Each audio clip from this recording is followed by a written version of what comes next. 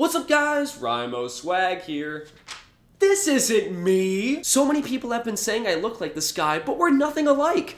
I mean, he's white and nerdy, and I'm white and I really need to change that sign. Weird Al, one of the wackiest artists of his era. He's made a name for himself and has created some of the most famous parodies in history. Born in 1959, Alfred Matthew Yankovic grew up as the only child of Nick and Mary Yankovic in Downey, California. His creativity sparked at 7 years old when he began his first accordion lessons. This unlocked his passion for music, and his accordion became pivotal in his journey as an artist. At just 16 years old, he had his first song broadcasted on the Dr. Demento radio show in 1976. This kickstarted his career, and from the late 70s to 80s, Al discovered his love for parodies. In the early 80s, he assembled a band among his friends, Steve J, John Bermuda, and Jim West. Later on, Ruben Valtierra also joined, and the band produced hit parodies that live on to this day. All of these parodies solidified Weird Al as a cornerstone of comedy in music. So, I know what you're thinking, why not turn him into a video game? It all makes sense! That's what one aspiring game developer wondered back in the 90s by the name of Tom Rockwell. Ever since he was a young chap, he always had a love for games, one of his favorites being Adventure for the Atari 2600. It's a top-down game where you control this dot inside of a castle and move from screen to screen. The goal is to obtain the enchanted chalice and return it to the Gold Castle. However, along the way, there are 3 dragons that roam the premises.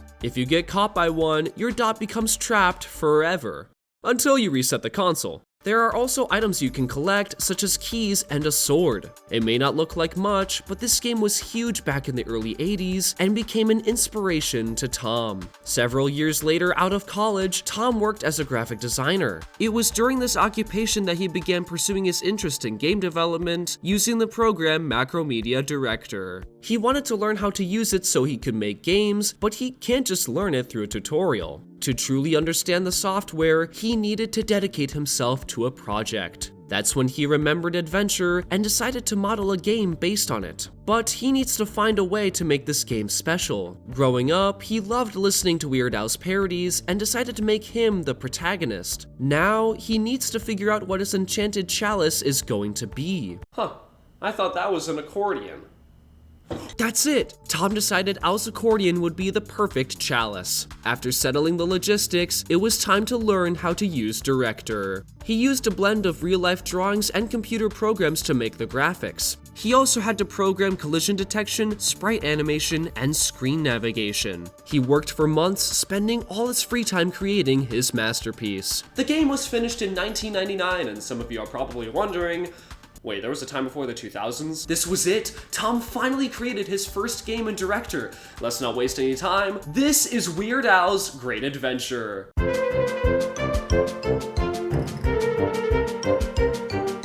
Hear that?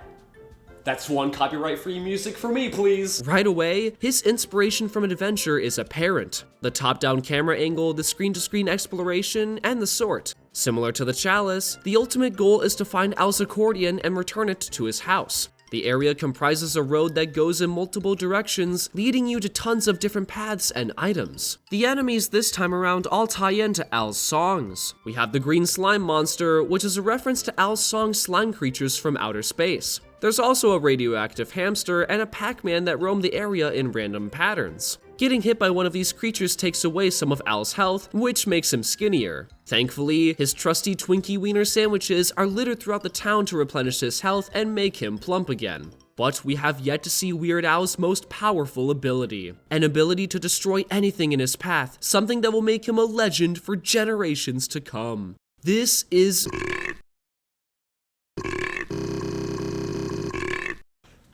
I think he needs a doctor. As we find our way through the game, there are multiple houses with the names of the Weird Al band members plastered on them. If you find one of the keys, you can peacefully break into their homes and interact with them. Almost everywhere you go, there are references to Al's songs. So much love was put into this from the get-go, and that makes it special. This game wears its heart on its sleeve, and while admittedly the controls are a bit clunky and the map is very big, you can tell this was made by someone who truly understands Weird Al. Tom continued his creative journey, though making games took a back seat. Over the next decade, he started a family and continued working on projects he felt passionate about. Though, game development did creep back into life from time to time. Tom unapologetically proclaims his inspiration from Weird Al and adds his own unique taste to his art style. He's been recording comedy rap songs under the name DevoSpice since the early 90s. To this day, DevoSpice.com is still running and features all of his projects across music, films, game development, and more. He's still going strong after 3 decades of dedication, and that is really cool.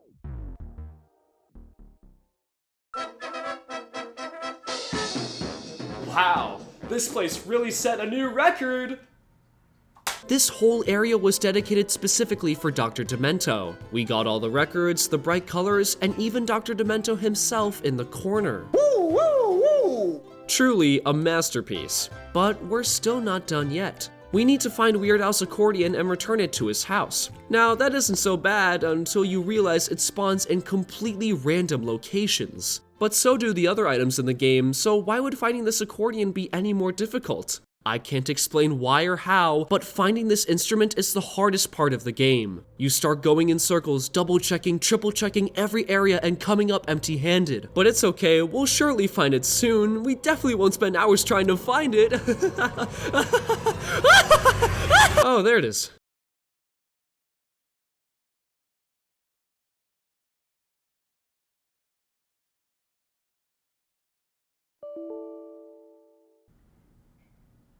This game goes all over the place, and despite its shortcomings, I can't help but respect it.